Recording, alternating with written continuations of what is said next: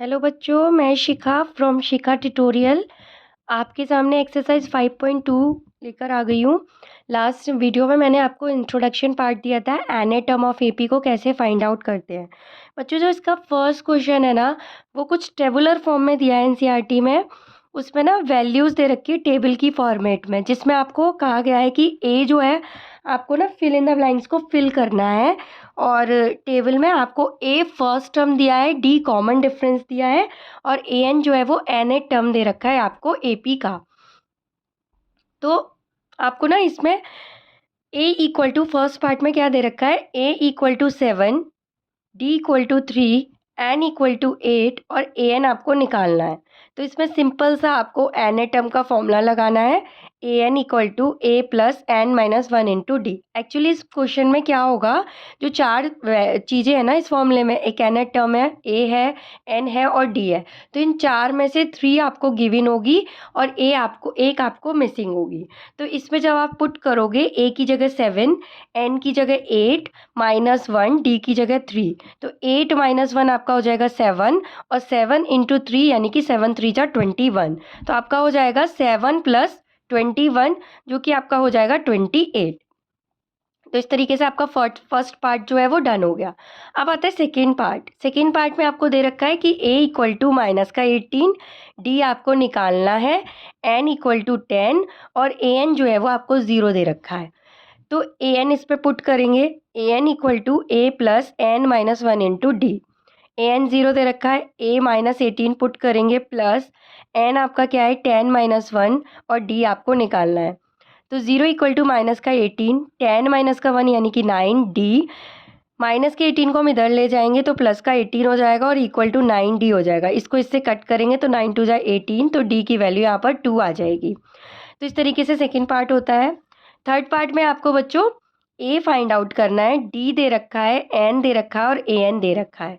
आप सिंपल सा इसमें पुट करोगे, ए एन आपको दे रखा है माइनस का 5, ए आपको निकालना है, एन आपको 18 दे रखा है और डी आपको -3 दे रखा है।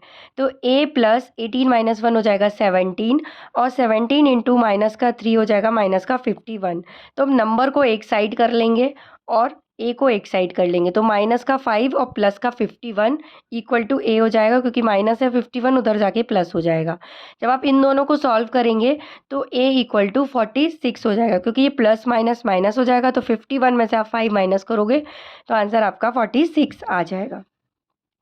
अब इसका fourth part, A equal to है माइनस का 18.9, डी इक्वल टू है 2.5, आपको एन निकालना है, ए एन आपको 3.6 दे रखा है। इसमें पुट करेंगे a n equal to A plus n minus one into d. A n आपको दे रखा है 3.6, ए आपको दे रखा है माइनस का 18.9 plus n minus one, D है 2.5। तो माइनस का 18.9 प्लस इसको इससे करेंगे मल्टीप्लाई, इसको इससे करेंगे मल्टीप्लाई, तो 2.5 एन हो जाएगा और माइनस का 2.5 हो जाएगा।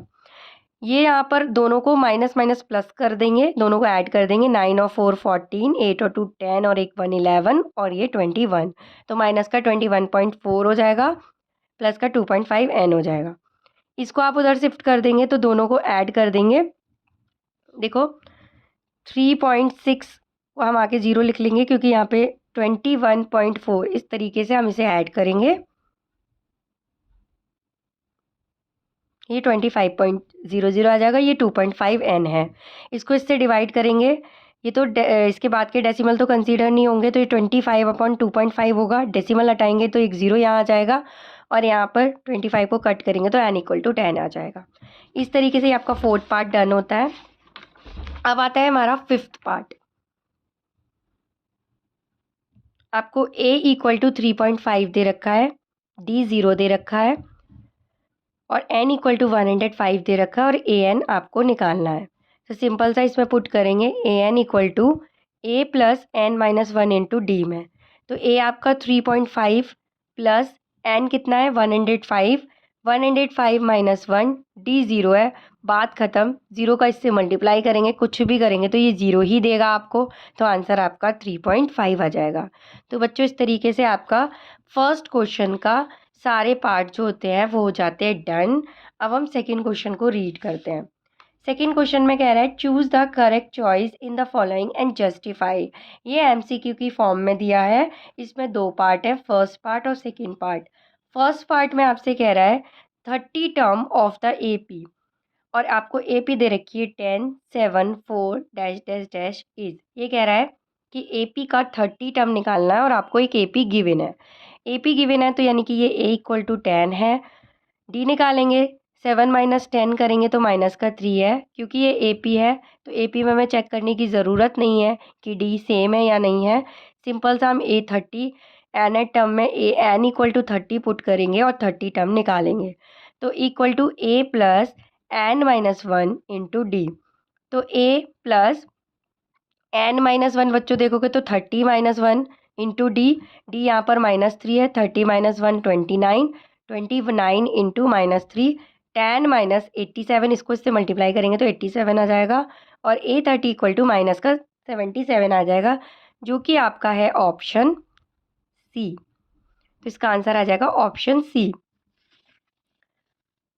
अब सेकंड पार्ट में कह रहा है कि 11th term of the AP is. AP का 11 टर्म कह रहा है, आपको एपी दे रखी है माइनस का 3 माइनस का 1/2 और 2। 11 टर्म निकालना है। ए यहाँ से आपका -3 हो गया। डी क्या होगा, इसको इससे माइनस करेंगे, -1/2 माइनस -3 माइनस माइनस प्लस हो जाएगा। एलसीएम लेंगे तो ये 2 1 ज़ा 2 तो 1 आएगा, माइनस का 1। ये 2 1 ज़ा 2, 2 को 3 से मल्टीप्लाई करेंगे बच्चों तो 3 2 ज़ा 6, -1 प्लस 6/2 आएगा आपका 5/2, प्लस माइनस माइनस तो 6 में से 1 जाएगा 5, 5/2। तो आपका यहाँ से डी जो निकल के आया है ना बच्चों, वो 5/2 आ गया है। आप सिंपल सा फॉर्मूले में पुट कर देंगे। एक चीज़ देखो बच्चों, A11 निकालना है तो A11 में क्या होगा, A plus n minus 1 into D करेंगे, ठीक है। तो ये हो जाएगा A प्लस, और एन यहाँ पर क्या है 11, 11 माइनस 1 इंटू डी। तो यहाँ से हो जाएगा A प्लस 10D। तो आप देखोगे कि ये 11 है तो एक कम आ रहा है 10।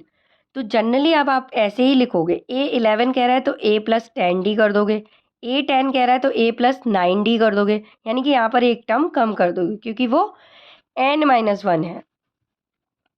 तो यहाँ पर हमने लिखा A11 equal to A plus 10D। A कितना है माइनस का 3 प्लस 10, D कितना है 5/2, मल्टीप्लाई 5/2 तो ये 2 इससे कट जाएगा, 2 5 जा 10, 5 5 जा हो जाएगा 25, माइनस का 3 प्लस का 25, सॉल्व करेंगे तो 22 आ जाएगा। और ये जो है वो आपका है ऑप्शन नंबर बी। ठीक है बच्चों, तो नेक्स्ट वीडियो में हम इसका थर्ड पार्ट करेंगे। थैंक यू बच्चों।